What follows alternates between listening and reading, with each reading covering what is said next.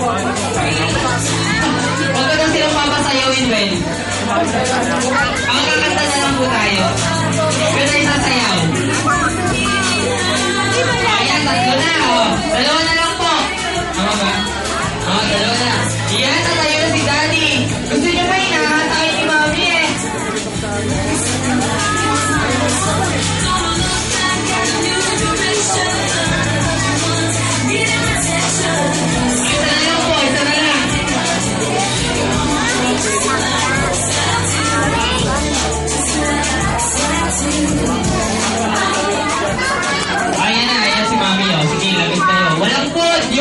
Hindi tatayong Daddy. Hindi papakainin. Ikaw lang pambako. Ayan na?